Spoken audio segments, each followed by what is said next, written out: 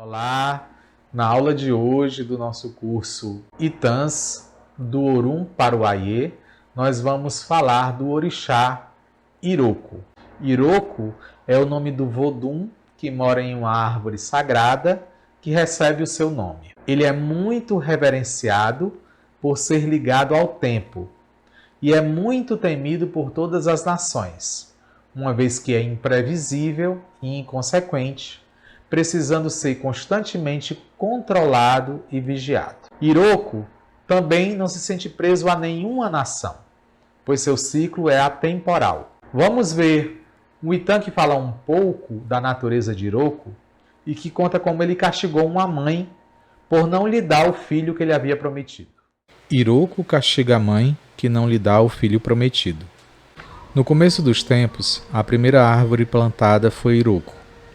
Iroko foi a primeira de todas as árvores, mais antiga que o mogno, o pé de obi e o algodoeiro.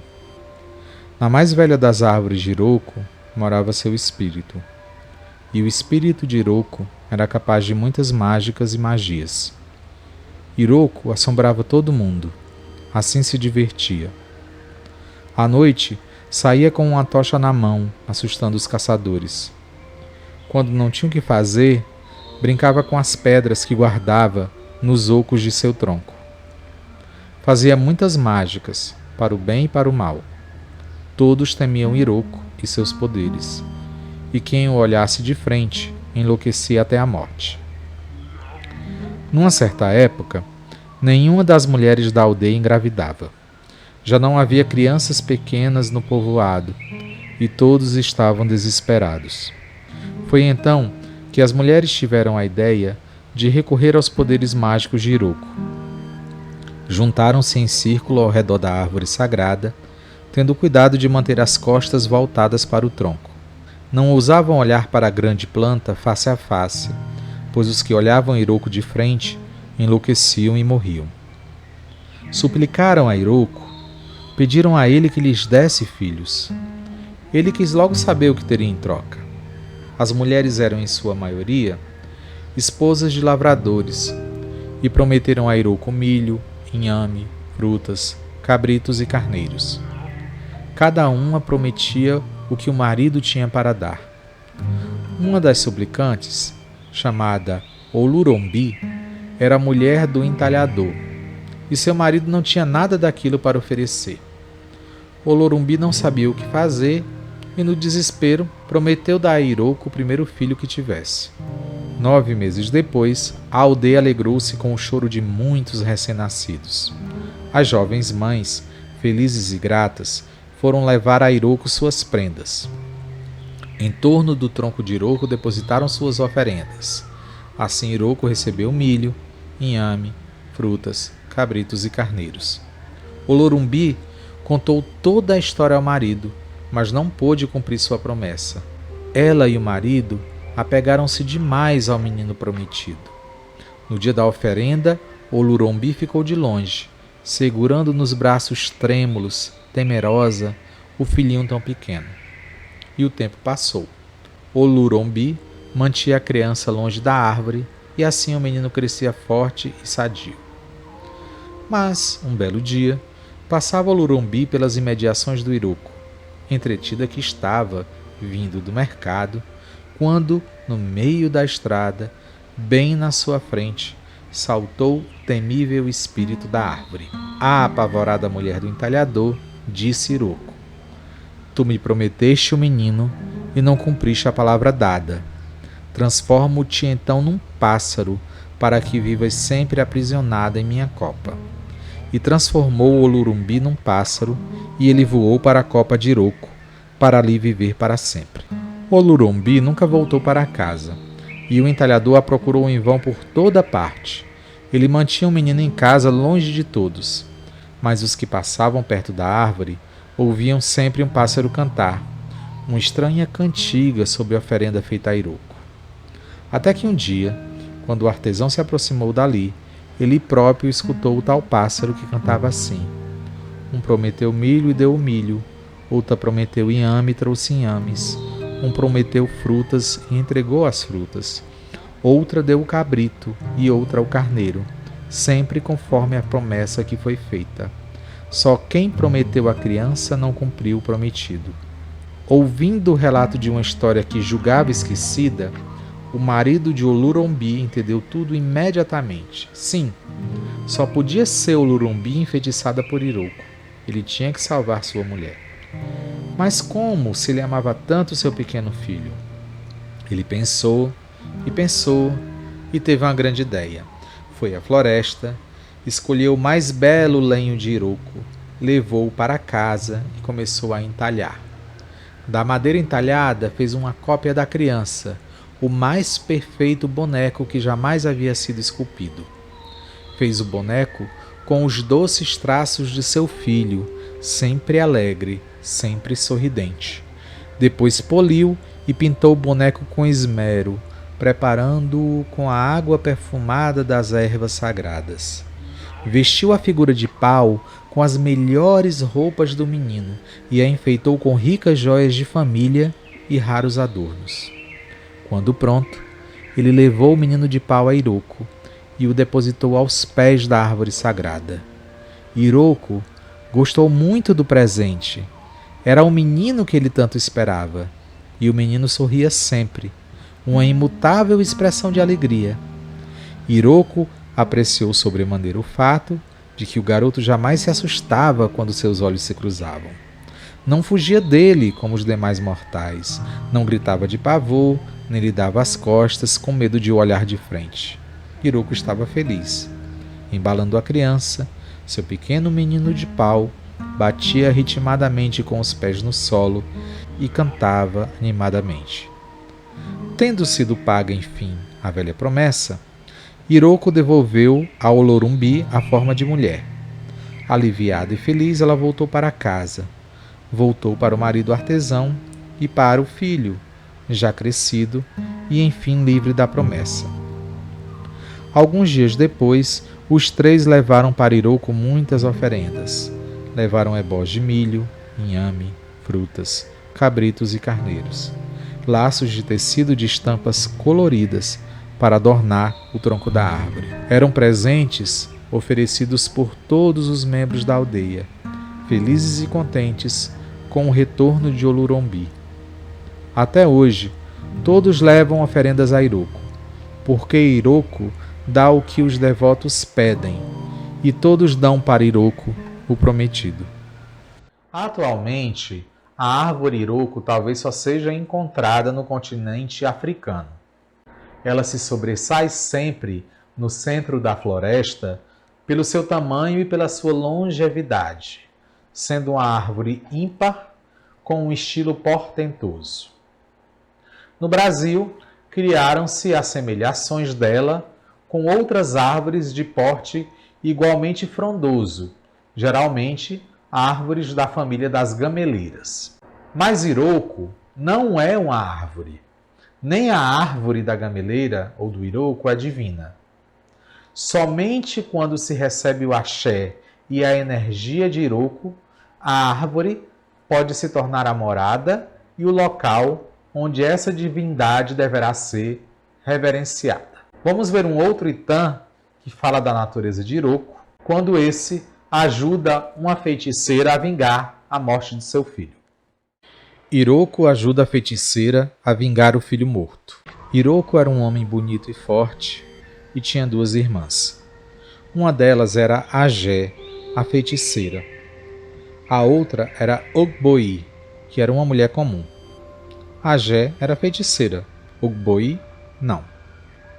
Iroko e suas duas irmãs vieram juntos do Orum para habitar no Aie. Iroko foi morar numa frondosa árvore e suas irmãs em casas comuns. Ogboí teve 10 filhos e Agé teve só um passarinho. Um dia, quando Ogboí teve que se ausentar, deixou os 10 filhos sob a guarda de Agé. Ela cuidou bem das crianças até a volta da irmã. Mais tarde, quando Agé teve também que viajar, deixou o filho pássaro com Ogboí. Foi então que os filhos de Ogboí pediram à mãe que queriam comer um passarinho. Ela lhes ofereceu uma galinha, mas eles, de olho no primo, recusaram. Gritavam de fome, queriam comer, mas tinha que ser um pássaro. A mãe foi então à floresta caçar passarinhos, que seus filhos insistiam em comer. Na ausência da mãe, os filhos de Ogboí mataram, cozinharam e comeram o filho de Agé. Quando Agé voltou e se deu conta da tragédia, partiu desesperada à procura de Iroco. Iroco a recebeu em sua árvore onde mora até hoje. E de lá, Iroco vingou Agé, lançando golpes sobre os filhos de Ogboí. Desesperada com a perda de metade de seus filhos e para evitar a morte dos demais, Ogboí ofereceu sacrifícios para o irmão Iroco. Deu-lhe um cabrito e outras coisas, e mais um cabrito para Exu. Iroco aceitou o sacrifício e poupou os demais filhos. Ogboí é a mãe de todas as mulheres comuns, mulheres que não são feiticeiras, mulheres que sempre perdem filhos para aplacar a cólera de Agé e de suas filhas feiticeiras. Iroco mora na Gameleira Branca e trata de oferecer a sua justiça na disputa entre as feiticeiras e as mulheres comuns. Iroco mora na árvore porque ele é do tempo, do espaço amplo, da liberdade, e por isso prefere ficar ao ar livre, na natureza. Ao mesmo tempo, Iroco gosta de viver perto do seu povo. Contam as lendas que foi embaixo de uma árvore de Iroco que se realizou o primeiro axexê. Por ter sido o primeiro ritual ligado à morte, feita no seio da floresta, o axexê só poderia ocorrer sob uma árvore sagrada, cujo patrono, no caso Iroco, tivesse também ligação com a vida e com a morte, os dois extremos da existência. Neste seu relacionamento com os extremos, essa divindade interage muito bem com Omolu, o senhor da terra e que também é participante da morte. Iroco possui também um grande respeito e cumplicidade com Ossanni, o senhor das folhas, com Oxóssi e com Logum-Edé. Embora tenha muita similaridade com a cor branca, essa divindade também aceita a cor vermelha, estabelecendo-se assim um elo de ligação entre ela e as poderosas Yamins. Esta ligação é promovida no seio das matas, uma vez que lá, onde as poderosas mães reinam, juntamente com seus ícones, os pássaros precisam das grandes árvores para acolhê-los e servir de abrigo. Porém, a divindade preferida de Iroco é Iemanjá, a quem ele devota um carinho profundo e com quem teve grande afinidade. Por ser bem aceito e desejado em todas as nações, é reconhecida como a divindade que não tem fronteira e que abraça todos os povos. Não se deve esquecer que Iroco está ligado à árvore, e a árvore é uma divindade do mundo, porque as árvores pertencem igualmente a todos os panteões. Porém, ele tem o seu próprio povo, os seus filhos. Quando Iroco se manifesta no barracão, numa festa de candomblé, ele traz uma grande energia e vem para fazer o que ele mais gosta, festejar e dançar, sentindo-se bem com a alegria de todos ao seu redor. Mas mesmo em grandes momentos de felicidade, quando ele está junto aos seus, ele não permanece por muito tempo no local, nem na cabeça de seus filhos. Por isso, é preciso que as pessoas saibam agir com muito tato, mimo e até mesmo bajulação para que ele permaneça dançando. Senão, ele retorna para a sua morada, para a sua liberdade. Iroco é um orixá que preserva a interdição, o preceito. Vamos ver essa história na próxima lenda que conta como Iroco engoliu a devota que não cumpriu uma interdição sexual. Iroco engole a devota que não cumpre a interdição sexual. Era uma vez uma mulher sem filhos, que ansiava desesperadamente por um herdeiro. Ela foi consultar o Babalaô, e o Babalaô lhe disse como proceder. Ela deveria ir à árvore de Iroco e a Iroco oferecer um sacrifício, comidas e bebidas que ele prescreveu. A mulher concordou em oferecer. Com panos vistosos, ela fez laços e com os laços enfeitou o pé de Iroco. Aos seus pés depositou o seu ebó, tudo como mandara o adivinho. Mas de importante preceito ela se esqueceu. A mulher que queria ter um filho deu tudo a Iroco, quase tudo. O Babalaô mandara que nos 3 dias antes do ebó, ela deixasse de ter relações sexuais. Só então, assim, com o corpo limpo, deveria entregar o ebó aos pés da árvore sagrada. A mulher disso se esqueceu e não negou deitar-se com o marido nos 3 dias que precediam o ebó.